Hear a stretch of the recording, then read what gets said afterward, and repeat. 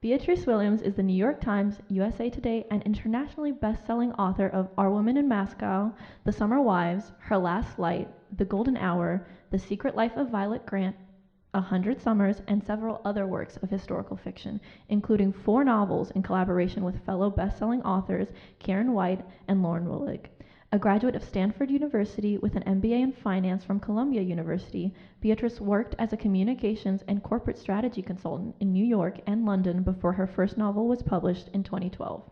Beatrice's books have won numerous awards and have been translated into more than a dozen languages and appear regularly in bestseller lists around the world. She's born in Seattle, Washington, but Beatrice now lives near the Connecticut shore with her husband and her 4 children, where she divides her time between writing and laundry. So Beatrice will be joined in conversation with local author Jessica Hatch.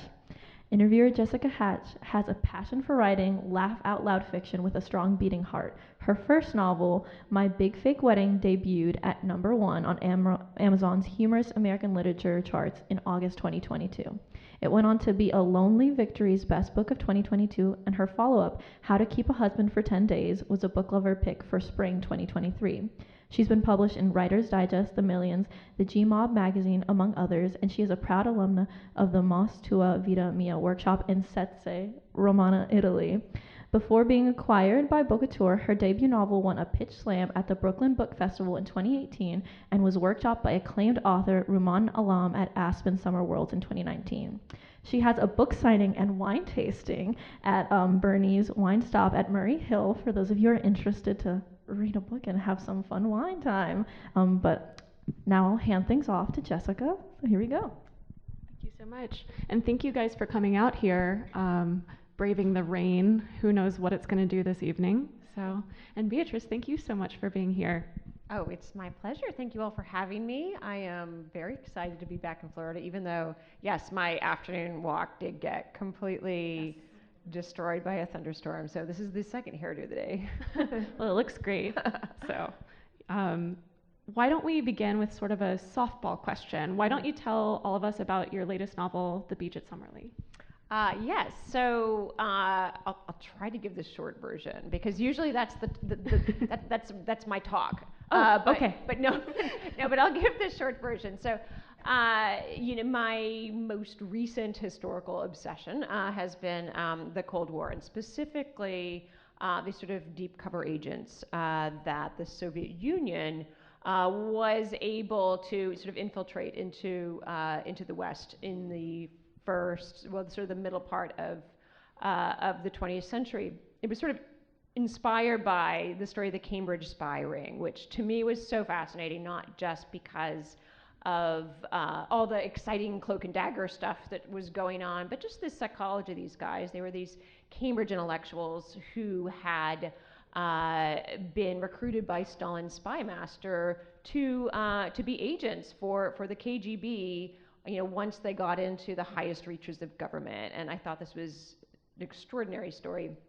So I kind of fictionalized it and gave it sort of an American twist, and that was my novel, Our Women in Moscow. So I really wanted to write another, so I was looking out for ideas, and I came across this great newspaper article. It was a few years ago, and it was about this woman. This was in the UK, actually, and when she was a child, more like a teenager, like she was about 15, and she's living in the suburbs outside of London, with her parents, and this couple moves in down the street. Husband and wife, no kids. And the wife really takes this girl like under her wing.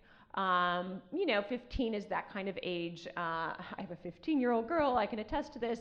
It's, mom knows nothing. It's really a good time to sort of have that female mentor, really give you that support, and you can speak in confidence and all these things. Everything's going well until MI5 shows up on her doorstep and is like, well, we need your help collecting evidence. We think this couple is operating an illegal radio set, sending classified information to the Soviet Union. And she's like, oh, wow. And all the feelings of betrayal and everything. But it's MI5, so she's got to help them. And she does. The woman goes to prison. But she always carries this burden of guilt. Mm. Later in life, she goes to visit the woman in prison to kind of get that closure. And the woman is like, I will never forgive you for the way you betrayed me and the cause I believe in. And she's like, well, that wasn't the closure I was looking for exactly. But it was closure in the sense that she's like, wow, you know, I did the right thing. This woman is unrepentant in the face of all we now know about, you know, the brutality and the tyranny that was going on, certainly in those you know, Stalin's, you know, the early years of the Soviet Union, and then Stalin's reign that lasted to the mid 1950s. So, you know, I loved the coming of age and the, you know, and the historic, you know, the Cold War history aspect of it, and I loved looking back in later life. To confront this thing. So I wanted to write that story from an American perspective, maybe set it, I was thinking California, maybe the defense industry, but my editor was like, so here's the thing. We'd love you to write another one of your summer books, like, you know, ones that have, you know, a beach on the cover with a woman in a swimsuit and maybe even the word summer in the title. And I said, well, I can actually set it on Winthrop Island, which is the fictional island I created in The Summer Wives. And that's kind of how it happened. You know, this, you know, sort of very discreet island based on Fisher's Island in Long Island Sound, which most of you have never heard of because we are not Nantucket. We are not Martha's Vineyard. We are very quiet. And so I thought it'd be actually a great setup for this. So we have a young woman who's the daughter of the caretaker for one of these estates on the island. It's summer of 1946. The boys have just returned from war. The Peabody boys that she's kind of grown up with, she's kind of a crush on one of them. And but also their aunt has returned, kind of takes Amelia under her wing. Everything's going great until the FBI shows up, and they need Amelia's help catching a spy who is operating an illegal radio set from the Peabody estate, sending classified information to the Soviet Union. So that's kind of like the, you know, the setup to this, and how Amelia in later life has to confront the action she took that summer and the devastating consequences. Thank you. One thing that happens when you get an advanced reader copy is often there's a note from the publicist, and a lot of this overview that you've just given so succinctly, of course, what talked about the merger of those two genres, the Cold War thriller and the beach read. And I've never been one for just like a confection of a beach read, so I was like, oh, this is going to be great, and it totally delivered. It has plot you can chew, so it's fantastic. And I wanted to kind of circle back to what you said at the beginning about this fascination that you've had with the Cold War period. And I would say you're not alone. It seems like pop culturally, a lot of us, from the show The Marvelous Mrs. Maisel, which just wrapped, to Kate Quinn's recent novel, I think it came out last year, The Diamond Eye, there's been this fascination with World War II, post-war America, and then the early Cold War period. So if you had to venture a guess, do you have any sense of why we're so culturally interested in this period again? Well, it's interesting because, you know, writing about the Second World War is really very different from writing about the Cold War. I mean, I think we have a very, you know, very clear sense of, moral boundaries in World War II. In the Cold War, things get very murky. And part of the reason for that is, look, you know, in order to defeat Hitler, we had to ally ourselves with Stalin. And Stalin was more than happy to pay in Russian blood and millions of Russian lives to have that access to the West. I mean, don't forget, that the Soviet Union itself was, at the point that the Second World War started because of Stalin's purges. I mean, 90% of the officer corps was purged by the time the Second World War starts, which is why one of the reasons he signed this non-aggression pact with Hitler. He simply couldn't fight a war against Germany at that time. Uh, there's a sense of paranoia in the Soviet Union. So Stalin's a little bit, he sort of needs this war.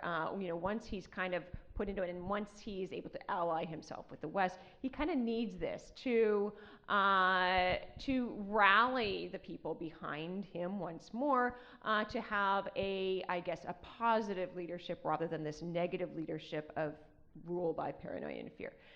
So we get into the Cold War, and all of a sudden, this guy who's our ally, we realize all he's been doing. And in fact, during the Second World War, he's been busy getting enough information through his agents in the United States and in the West to build his own atomic weapon. And now we've got a big problem. And this is a war, the United States and liberal democracy in general, having a standing spy service is not something we have done until the Cold War. I mean, it was sort of like, okay, we're fighting a war, we need to get an intelligence service together.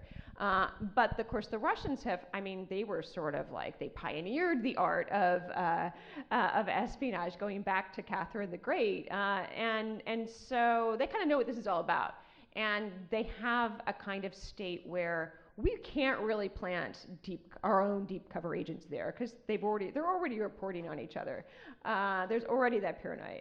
But the Soviets are very easily able to get deep cover agents because in a Western liberal democracy, you just don't suspect your neighbor of being a KGB agent, which is why, and I finally saw the Americans, everyone's like, well, how do you write so many books with 4 children? And I'm like, well, I don't watch TV. So after I wrote Our Women in Moscow, everyone was like, oh, you must have seen The Americans. And I'm like, what? So I finally saw it, and it was amazing. It was as well written and wonderful as they say. But my husband, it was great because he kept turning me like, so this and this, and I'm like, okay. So I would like woman-splain Cold War espionage to him, which was a great boost to my ego, I must say. I was like the resource. But it is that really much more uncertain moral ground because all of a sudden, do we ally ourselves with someone who's kind of nasty in order to defeat communism in that country? And these are tough moral choices. And Stalin's doing all, this is certainly, obviously, like I said, he dies in the early, sort of mid-50s. But he, that way of doing business in the KGB is not the way we did business. So it was sort of like making some very tough choices that were not how we see ourselves as a society. So, it's, to me, that's why it's so fascinating. You have McCarthyism, which of course it's illiberal to, have these essentially show trials where you're convicting somebody for their beliefs. I mean, we don't do that. I mean, except on like Twitter, obviously. But even then, we don't physically execute people, right? But on the other hand, that was right when Kim Philby was being exposed, when the Cambridge spies were being exposed in the early 50s. There was actually something to be a little bit paranoid about. If Kim Philby, who was, golden boy of MI6, was in charge literally of Soviet counterintelligence. He was the guy at MI6 who was supposed to be hunting down Soviet moles. And he was the Soviet mole. And he had gone through boarding school and and Cambridge. He was our man, like in a culture where to betray your friends and family and country was sort of the lowest you could possibly go as a human being. So nobody could suspect that this was going on. So really, here's our problem, is that we're fighting this enemy. We've got no idea how to do it. We just do not have the tools in our toolbox. And is it right that we should we fight that way? So that's why I love writing about it. I think that's why people are so, the strength of a show like The Americans it was so morally ambiguous constantly. Are they good or are they bad? Are they just doing their job or are they evil? And that's why it's such a rich, territory to plow. Absolutely.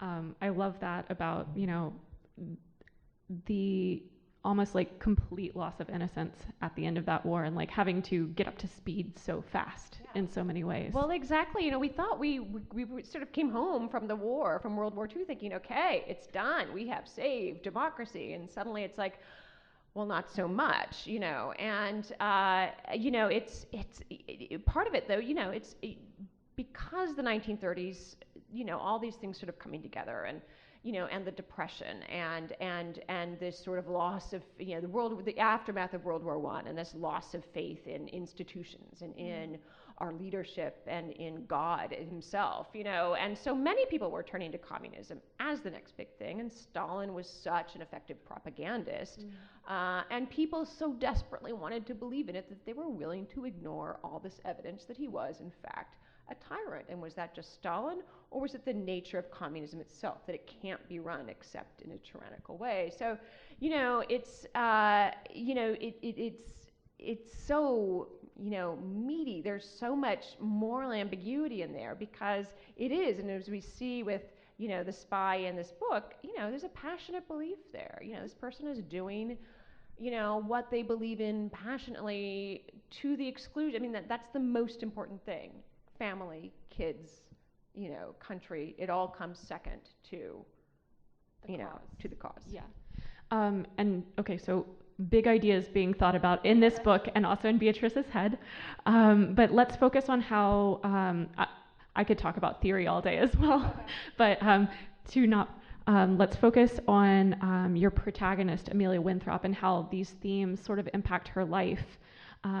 Early in the novel, she seems to think of herself, at least in my reading of it, as very different from other women. She states outright that, she didn't join WAC or the Waves in the war, two of the volunteer organizations that women could join during World War II, and instead is spending her time on Winthrop Island, her home, working, I believe, with the Historical Society at that time. And she's focused on looking back. That's in the 1946 narrative. In the 1950s, she's working on a college campus, teaching about the witches of early New England, or the island that is named after her family. She's always looking back. And then her experience in these two timelines, when the FBI comes in and says, hey, we need you to help inform on this potential spy, is this a fresh new perspective for her to look forward or to immerse herself in the present? Or do you feel that this fits into her life perspective of the past informing the present all the same?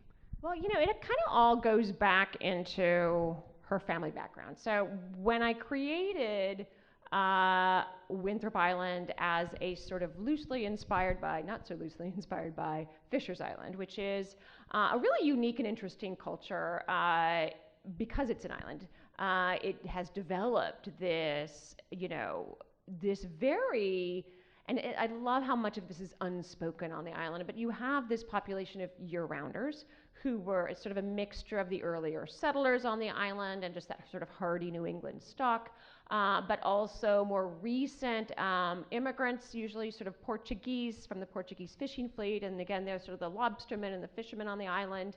They're kind of the year-rounders, but the farmland that was farmed on Fisher's and on my fictional Winthrop, and I call it, I'm not calling it's not supposed to be Fisher's because, well, first of all, the summer residents on Fisher's Island have a lot more money than I do and can afford better lawyers. So I thought I would have a little more freedom to play around on this idea if I sort of renamed it and reshaped it a bit and kind of created my own families who were on it.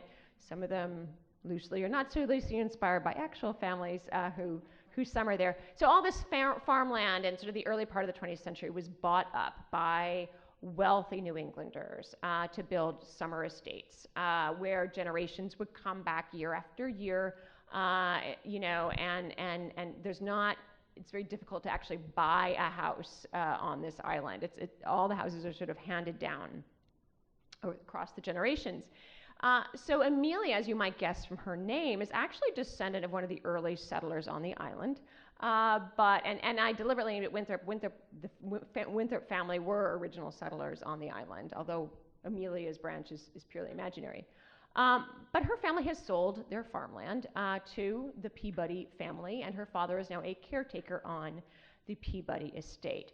And there are 3 Peabody sons, and she's kind of, summered with them, kind of grown up alongside them in a very classless way, because when you're a kid, class doesn't matter. When you're grown up, it starts to matter, even in New England, where they pretend to be very egalitarian. And in fact, New England wealth, it wasn't super wealthy until the post-Civil War era. Those great fortunes weren't really made until after then. There were just sort of what they call the Brahmin families, this sort of older families. But now they've got this money and they're buying up these summer places. And, and Amelia is aware as she gets older that her family that used to be important on Winthrop is not so important. And to her, the history of Winthrop Island is important. She sees for herself how it's changed, and she wants to explore her past and connect with her roots, because that is what gives her a sense of equality with the Peabodys. But as for not being able to to join these organizations, it's simply because she has to take care of her mother. So her mother, she has a brother and a sister. The brother goes off to World War II and is killed. So Amelia has to stay home. She has to help take care of her mother and help take care of her father, because now he's not got a wife to do all the housework. And so she's stuck. She feels and she's not happy to stay on the island. She wants to get off the island. She wants to go study history. She wants to live a larger life. And so her lack of connection with it's this sort of sense of wanting to be connected to her roots on the island, yet feeling so dissatisfied with continuing to live there as really the second class of citizens. So it's kind of a push-pull. There's a lot going on there in Amelia's head, and certainly by the time in 1954 she is living off the island, she is living this larger life that she dreamed of, and that indeed, this aunt of the Peabody boys who comes to live on the island encouraged her to go off and to study and to live that larger life, but she's not happy away from these ties that bind her to the island. So, and as we see later on, that's kind of that sense of belonging to a community is in the end what gives you a sense of meaning. And I was thinking on the way over here tonight, in addition to that question, I was thinking of how smart it also is that, since she couldn't join the WAC and the Waves, and she's essentially stuck in a house, she almost experiences the reversal of, Rosie the Riveter. Women are outside of the home, they're taking over the jobs that the boys left behind, and then the 1950s come and it's like, you don't have to worry about that anymore, sweetheart, you just have to pick out what color your oven's gonna be, So I just thought that was fascinating, that reversal, and I won't spoil it, but it is really cool to see how these two, what she wants off the island and what she realizes that she left behind come together in the end. Brilliant plotting, guys, just truly. I hope you pre-ordered a copy. If you didn't, I think they're for sale out there. Shameless plug. Well, I do have my third child just started college. Will just be starting college, in the fall. So yes, all the books would be much appreciated. Absolutely. And since we were talking about the setting so much, and you mentioned earlier thinking, oh, maybe I'll set this in California. I thought that, and the fact that you have the Summer Wives, you've set several of your books, or at least two, in this part of the world. And if I can borrow a term from wine culture, do you think if this book had a different terroir, if you'd set it in California, do you think it would have made it a different project? Well, it's interesting because I did at one point try to do that. And I should, it's funny because so my second book was 100 Summers, which was set in sort of a fictionalized Watch Hill, Rhode Island, the summer of the Great New England Hurricane of 1938. And that book did much better than my first book. So all of a sudden, you get into this, what a publisher wants you to do is kind of like the same thing, only a little different. And every time I sort of try to branch off and do things, and it's funny, my core readers love these books that go to other places and have a sort of a larger historical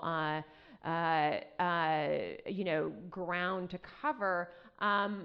those are the ones my sort of core readers love, but the ones that tend to broaden my audience and get more people buying are certainly the ones that are more got that saturated sense of a vintage New England summer with a big love story in the middle of it, and just really that kind of book that you want to take with you on vacation into the beach. And I love writing both, and I loved the fact that I could kind of bring them both together in this book, that we have that larger historical sweep of events, but we also have this more, intimate, very pungently New England setting. And it's funny because I did play around before I sort of pitched it to my editor as my next book. I was sort of playing around with this California teenager 50s thing, and it just wasn't working. It just didn't, I had all these great plot elements and ideas for the characters, and it just wasn't working, and I had kind of set it aside. And so when my editor was saying, well, I need something summary, I was like, well, maybe I could actually set this. I was trying to sort of break out of that, but it kind of pulled me back in. My husband's a big Godfather fan, as they threw me most of them are. I was going to misquote it, so I was exactly. quit while I'm ahead. So, but then I thought, gosh, actually the setting so lends itself to this story because it is an island of deep running loyalties. So you have all this class tension going on, but it's very much under the surface. And the islanders all together, both year-rounders and the summer residents, really kind of have bonds of loyalty to each other. And there's this, the other thing that to me, it wasn't just the sort of the loyalty that you would have with people you care about. There's also a patronage aspect. The Peabodys took care of Amelia's mother when she had a stroke. They spared no expense. They sent her to the mainland. They got her the best possible care. They paid for all the hospital bills. And they were going to pay for Amelia's brother's university education, and all these things. So there is an element which is very generous, but it does put them under an obligation, doesn't it? It does put the Winthrop family under this obligation. They were instead of kicking the Winthrops off the land when they bought it for their summer estate, they took them on as caretakers for the estate. So they've taken care as the Winthrops take care of their land, they take care of the Winthrops. So it's not just, a personal loyalty. There's an element of patronage in there. And that's why Amelia finds it so devastating to have to betray the Peabodys, not just because, she's in love with one of the brothers, and not just because, she cares about this aunt, but because the family itself has taken care of hers. Yes. How can she turn around and do this to them? And yes, if it was set in California, you don't have that social dynamic that you have here. No, not at all. Yeah. Having spent a lot of my time in California, it was certainly, my mother grew up there in the 50s, mm-hmm. So it was, it just, you wouldn't lend itself to that a sense different of, sort of the sense stakes of were not community. as high, let's put it Right. that way. There's like multiple levels of stakes here for Amelia, and right. Again, genius plotting, I think, my professional opinion. There's obviously a lot of fraught seriousness that goes along with spy rings and thrillers. There's also, that gorgeous seaside beauty you're talking about. But one thing that I truly enjoyed is the wry humor that Amelia's first-person narration brings. I think it's sort of like, if you put a little bit of lemon juice on something, on an oyster, it lifts the flavor a bit, And if it's all right with you, could I read a couple of sentences from your sure. third chapter? This isn't too far in, but I laughed out loud when I read this. Amelia's speaking about a paramour of hers at this time. I met Cato at a mixer 3 years ago. I had just started a doctoral program in history, and he had just divorced his second wife. So we each happened to be at a figurative crossroads and also at the bar ordering martinis at the exact same moment. And there's like this kind of droll, wry wit. Is that, I have to admit, this is the first novel of yours that I've read. Does that come naturally to you, that wry sense of humor? Is that a Beatriz Williams narrator? Or did Amelia surprise you with this? I think I am definitely drawn to women who have that kind of of dry sense of humor, and I love, when readers have to wait a minute, and kind of have to read that paragraph again and sort of realize that, there's this sort of, side of irony that's kind of behind everything the person's saying. Now, and I don't know exactly where I got that. My father is British, so, I maybe a little bit of that, but the honest truth, I think, is, in college, when I should have been studying, I tended to blow it off by going. So we had this great 1920s movie palace on the main street in our college town. And a local philanthropist many years ago had bought it, restored it to, splendor, and ran it as a nonprofit institute for the preservation of, old movies. So they would have like a double feature, and so it's nonprofit, so it's like a double feature would be $5, right? And so, and weirdo that I am, I would just sort of like go across the street to the Burger King, get a chicken sandwich, get my $5, for the double feature, get a whole big thing of freshly popped popcorn with real butter for like $1. I know. Amazing. And that was dinner, probably a Coke too, because, I was like 19 years old and I could do that. And just sit there and watch a double feature. And this thing was amazing. Like a Wurlitzer organ would literally rise from the stage, and this guy, they had their organist to like, who would play Isn't It Romantic and all these other old tunes before the movie started and in between movies. I'd just sit there by myself, like the weirdo, when I should have been studying. And I would watch like 2 Billy Wilder movies in a row and all this. And if you've watched these old movies, the dialogue, the writing is so good, and it gives you a sense for the cadence. I growing up, again, total weirdo, just suburban Seattle, but my parents were, and my dad was like a civil engineer and my mom was a homemaker, so it wasn't like we were sort of, rolling in it by any means. My clothes came from the Sears catalog, which obviously dates me. It would be like Target, right? I guess is the equivalent. But we would go to a week at the Shakespeare Festival every year. That was there's this Shakespeare festival that takes place in Southern Oregon. It's been actually this is a great story. This guy named Angus Bomer. This is back in the 1930s, like 1936. And I don't know if you've ever been to Southern Oregon around here, but it's like kind of bleak. It's too far south for the Oregon Pinot Noir, and it's kind of too far north for the like California Pinot Noir. So it's kind of a dead zone, really, I would say. Prime Shakespeare country. Exactly. So this guy, this is 1936, and he kind of sets down his rifle and he kind of looks around. He's like, this would be a great place to build a replica of the Globe Theater. And so he did, and started this festival. It's now one of sort of the longest running and most prestigious Shakespeare, and it's like the middle of nowhere. Like literally, luckily it's right off of I-5, so Interstate 5. So, but so we would go there, and I was like 5 years old. I was so excited. I thought it was going to be like a festival, pony rides, cotton candy, maybe a carousel. I was so excited. It was plays, so we saw The Tempest and Taming of the Shrew, and I was considered too young for Richard III and the subject matter. So I stayed back at the Motel 6 with my grandmother for that one. But and then in the winter, we would go to the Seattle Opera. And so, watching all this storytelling really influenced how I tell stories. Like, I don't do much explaining. I don't do explainers in my books. It's like I just drop you in that world and kind of show you what's going on in that world, and hopefully have the people talk and act like people would in that world, because for them,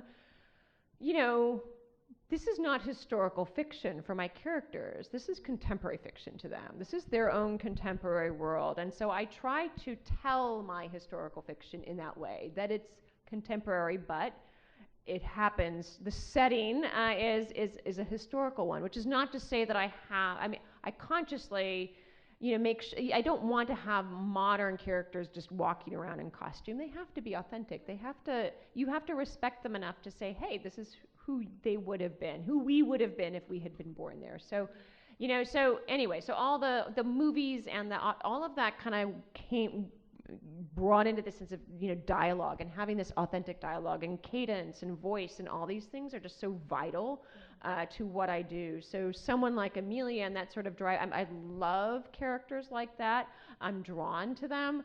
And yes, it does sort of, with all that background, this is what I love to do, is just create that kind of dialogue and those kinds of characters who are saying it. And, that tells you who they are without my having to tell you who they are.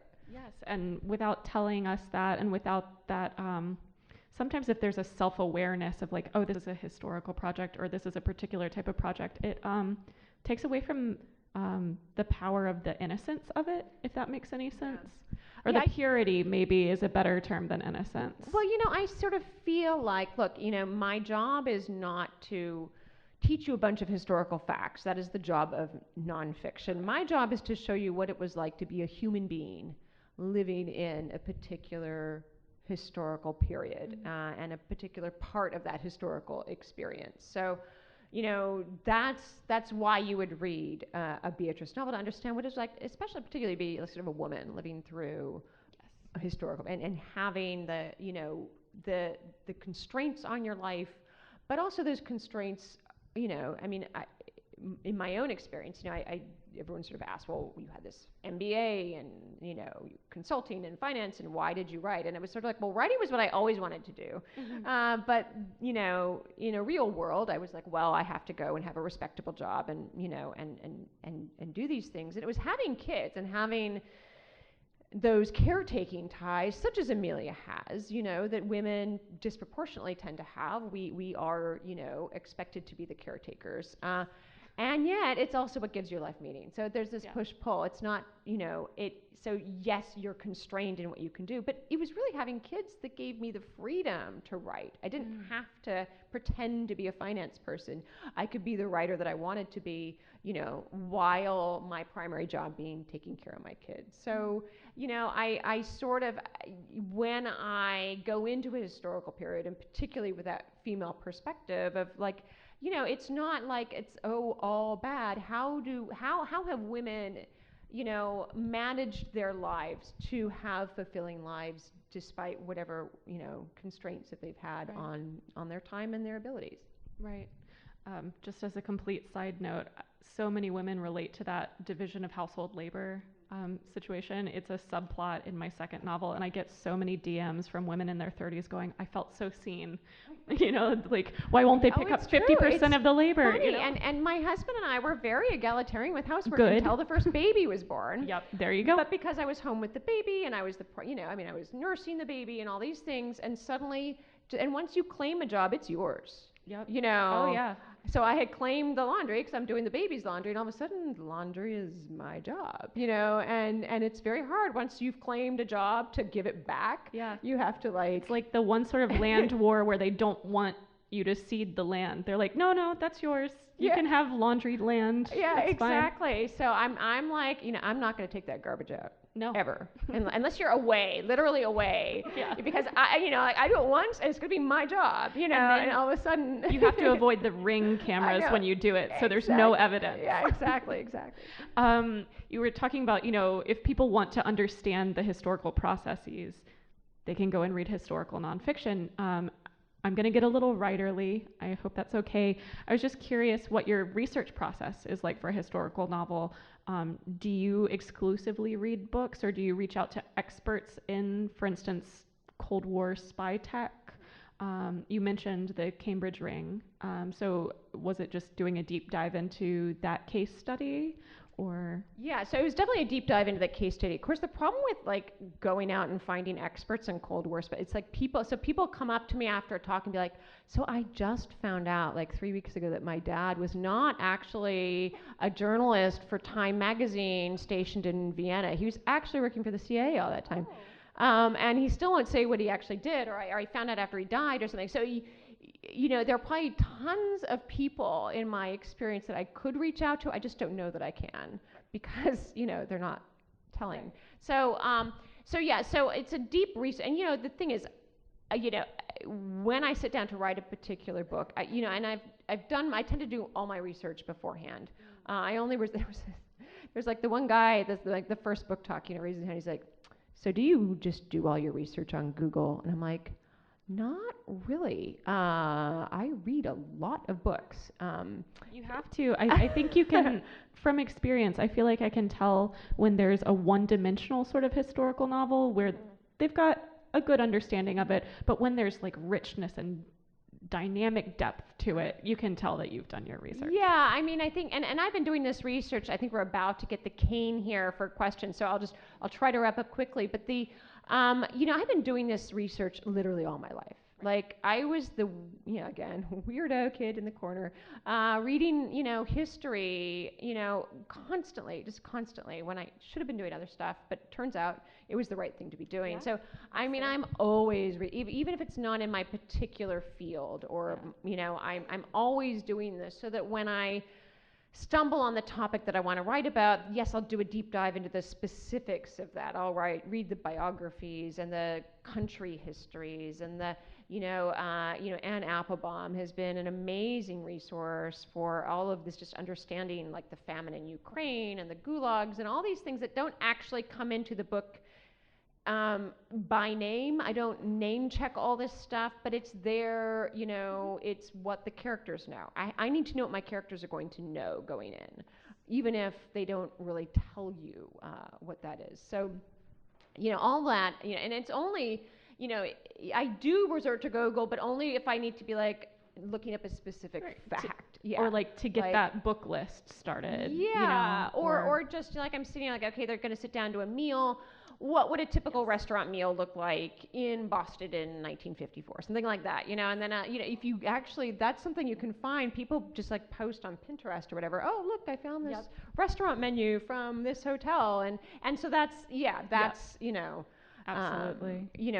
That's, yes, I do Google some stuff, but it's really like very like specific. When I'm looking for a specific fact in a hurry, then yes, it's very helpful. Okay. But that whole background thing is definitely just like, you should see my house. It's like, it's its own historical library. Well, I don't have to decorate because the books are their own decor. I'm going to start using that line, actually. Like, this is not clutter, it's decor. It's decor. Yeah. It's furniture, actually. Yeah. Oh, you in can some rest cases, a coffee mug on it? Coffee mug on it? Yeah. Absolutely, yeah. All right, I think that here we go. We're going to transition to questions from the audience. We absolutely are. But also, I just want to say I love the point about books as decor. That's just more reason to own more books right there. I'm sure you can all relate to that, actually. Absolutely. In this room, you know what I'm talking about. Yeah. Well, we are going to open it up to audience questions. So first of all, thank you to Jessica and Beatriz for such a wonderful conversation thus far. But you do have note cards on your clipboards if you want to write down your questions. If you have a question, just raise your hand and I will go around and pick them up. And for the Zoom audience, just write them in that Q&A box. We did have some early birds who did get their questions to us, so I already have some to hand off. Here you go. Well, and thank you for indulging my questions. And one last thing I'll say is, as a fellow self-described weirdo, I think going to a double feature at an old Nickelodeon sounds incredible. Yeah, so, no, it was really, and it was like I kind of felt guilty, but not really, because I was pretty happy. But now in later life, I'm like, oh my gosh, I literally could not have been doing anything more relevant to my career. Yes. And at that point, I didn't know I was going to write books set in sort of mid-century, 20th century. I sort of thought my books were going to be like, Victorian novel, that kind of. Yep. So, the fact that it actually did become so relevant, and maybe because of these movies I watched. Very true. All right, we're going to dip into your backlist here. Okay. The question says, Ruth from Our Woman in Moscow was an amazing first-person narrator. Do you have a process when developing a character to make them a great narrator and have engaging dialogue with the reader? This is a bit sort of like what we spoke about with dialogue, but she says, for example, Ruth's visit to the nightclub when the black model was deemed, quote, unacceptable, end quote. This was a great anecdote to build a connection with the reader. I loved Ruth so much. So she was sort of the first person character in Our Woman in Moscow. And I love writing female characters who have a certain amount of moxie that is hiding a deep hurt. these are my favorite characters to write because they're saying one thing, but what they really mean is another. And Ruth is kind of an example of that. And to me, voice is a way into a character. And when I'm struggling with a character, with a story or a scene, it's because I'm not there yet with the voice. I haven't found that character's voice yet. And so I actually wrote Ruth's story. So whenever I write dual narrative, which is almost all of the time, I always write the narrative that's in the past first. So if you've read Our Women in Moscow, I wrote Iris's story first. So Iris is Ruth's twin, the one who found herself married to a Soviet, an American who was an agent for the Soviet Union. It wasn't the KGB then. I say KGB because it's just easier, but it was GRU, right? GRU? Well, so GRU, that's right, he was, sorry, this was a couple books ago for me now. So yes, he was with GRU was the military intelligence, KGB was the, the non-military intelligence. But, so anyway, so she finds out after the marriage what he's been up to. So her choice is, does she go along with what he's doing, or does she do something about it? And so I wrote that story first, Iris's story. And then I wrote Ruth, and Ruth is in the first person, and it's years later, and she gets a postcard from Iris in Moscow. Iris and her husband have apparently defected to Moscow, and this is the first she's heard from her, and so she and the FBI are supposed to go to Moscow and rescue Iris. And so Ruth's part was written after that, and Ruth is the one in the first person. I actually struggled a lot more with Iris. When you're writing a third person, it's harder to access that voice because they're not speaking directly to the reader. I love having my characters tell you the story themselves, to take myself out of it and have my characters tell you the story. And that, in the case of with Ruth, when it's a first-person character like Ruth, I find that process much easier because she's already naturally doing that. And with a third person, it's a little bit harder for me to take myself out of the story and have the reader, or to have the character tell the story. So Ruth actually, and those types of characters, I find easier to write, especially if it's in the first person, because it's just so much easier for me to access their voice and who they are, and not just who they are on the outside, but who they are on the inside, and the, I guess, delicious game of showing the reader who they are on the inside when they're trying to present their outside face to the reader. So just like slowly glimpses of what's actually going on the inside that's revealed to you through the way that they're saying things and the dry wit and the way they dismiss stuff that you start to realize is actually very important to them. That's so interesting. I tend to struggle with first person. I tend to prefer deep third person, where the narrator is telling you those thoughts, sort of having direct access to the opinions. But something that I hadn't really considered before you just said that is, if it's a first person narrator, it's like if you go to your best friend, you're like, hey, what's wrong? And they're like, everything's fine. I don't know what you're talking about. There's that posturing that is happening. And this question was also about person, point of view narrators. So I do hope that we've answered this person's question, but I'll read it just in case you have anything to add. Do you usually write in first person? If so, why? It seems like it's mostly yes. And also you just explained why. And if not, which do you find easier? And how do you decide which voice to use? So there's always a dominant narrative, the one that is usually the one that's, if I've got two different characters. So in the case of Our Women in Moscow, it's two different characters, one twin and the other twin. And Iris is sort of that deep third person, and Iris is first person. And Ruth is first person, and it's usually the dominant narrative. The dominant narrative is the one that's solving the mystery for me. Usually, in the case of this one, the dominant narrative is really the one that's happening in 1946. But they're both first person because they're both Amelia. So if I've got two different characters, I will always do one in first person and the other one in deep third.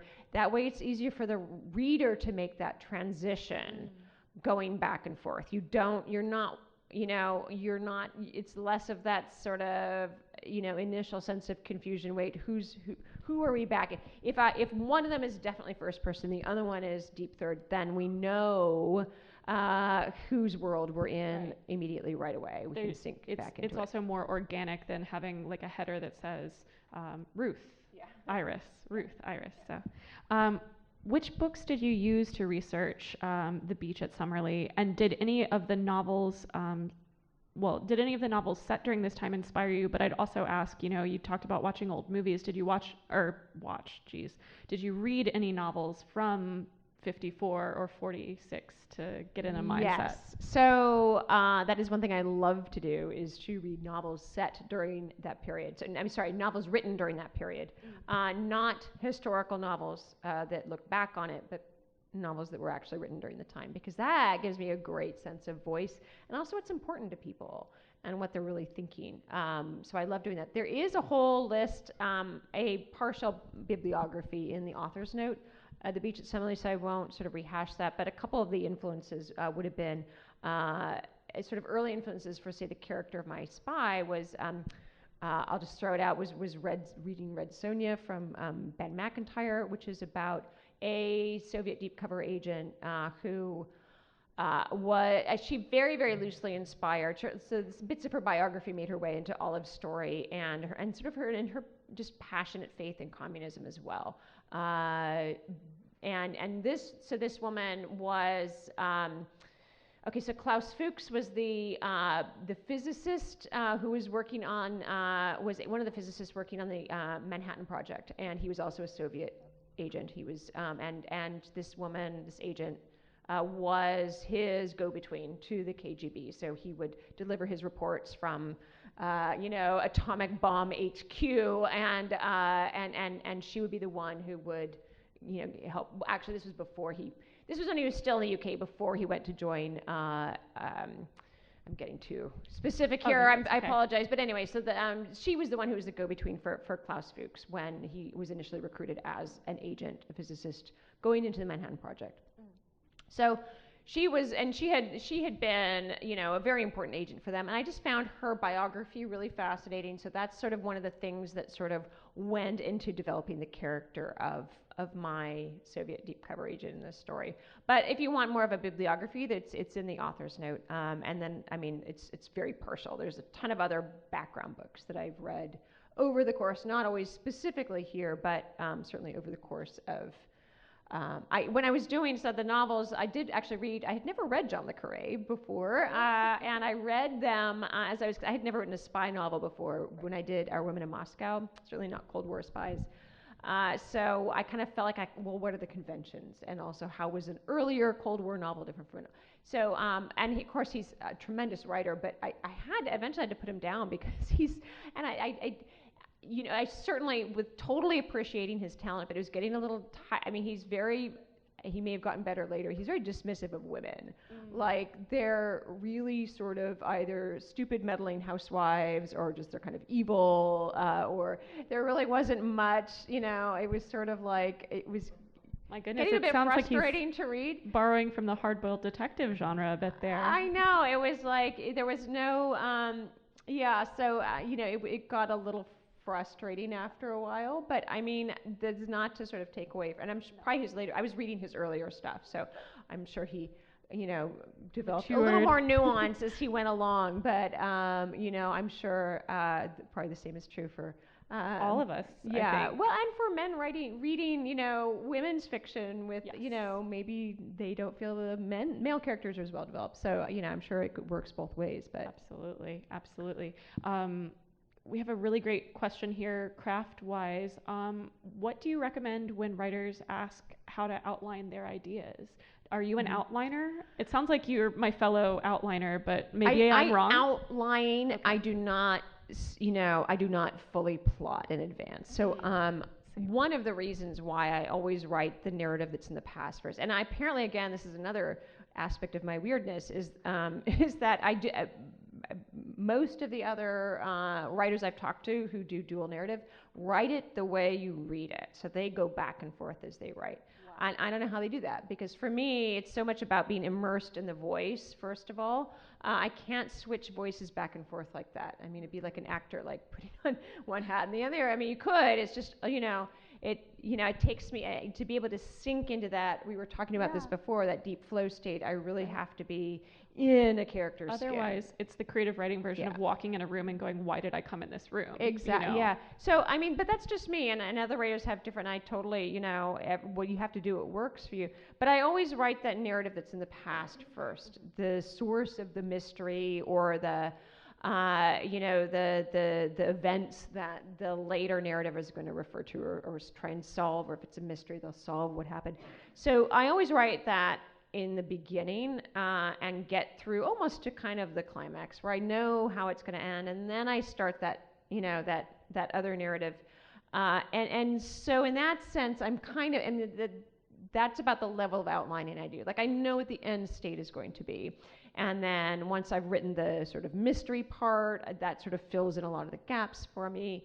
And so I'm not, it's more like an overall map. I may change route along the way, and it may depend on the characters. I mean, sometimes when you start to actually write the characters, they turn out not to be quite the way you imagined them when you're first conceiving of this. So I do some outlining, but I'm definitely not a plotter per se. Right. It's like having a flexible outline, because the creative discovery and play is a crucial part of it. Different. Yeah. And especially when you're writing something like a novel to do with espionage and spies, because there's certain conventions you have to have your red herrings, and everything's got to just fit together like a lock. It's got to be all perfectly plotted as if you had planned it. So, there's definitely a lot of time in the shower, like, how am I going to work myself out of this one? There was a great tweet I saw not too long ago where it's like, I wrote my character into this great black moment where there's absolutely no, just to show his ingenuity for getting out of it. And then I realized that I, the dumb writer, have to figure out how he's going to get out of it. So there's moments where I'm like, now what am I going to do? Okay, genius, figure this one out, So, and sometimes you realize that you have this, you can plot it all out, and then you realize you get to it and you realize there's a massive plot hole there. Yes. You can't do what you had planned. So, back to the drawing board. But that's future Beatrice's problem. Exactly. That's her problem. She'll figure it out. So I really love this question, a little bit of a lighthearted one. How do you handle writer's block? And more importantly, how do you handle laundry block? Actually, that's a great question, because the laundry helps. And the reason it does, so don't get all excited like my husband did. I told him I found out I am a naked runner, which is not the same as a nude runner. Okay, a nude runner is what you were thinking, but by naked runner, it means I go, and I've always done. I'm a runner. I was sort of cross country in high school, and I kind of just kept doing it. No music. I don't even wear a fitness watch. Get that. I don't, I just run until I'm done. Yeah. But all that time I'm thinking about the story, folding laundry, anything, dinner, all these things I can think about. Those rhythms, meditative state. And then it pops right out. And if I'm stuck, all I have to do is stand up and walk 3 steps away from my computer, and instantly the solution presents. The next line of dialogue comes to you. I think the best cure for writer's block is just, as we were talking, to get in that flow state. Yes, which comes with approaching the keyboard more regularly. Yeah, and you have to just develop that ability to, and it gets harder and harder because of these darn phones, and their little beeps. And if you're stuck, it's so easy to just be like, oh, a little Twitter, let's check the news headlines. So it literally, sometimes it just comes down to being able to lock the phone in another room, where I have to, go up a couple of flights of stairs to go find it. And then all of a sudden, once you're able to peel away the distractions, it's just getting yourself in your chair and making yourself write sentences until they start to make sense. Yeah. And it's remarkable how a push notification isn't as compelling if you can't see it. It's Yeah. ridiculous. I know, exactly. But again, if you're stuck, all those things, interestingly, the laundry, just the driving around, all these things where your mind doesn't have to be as engaged.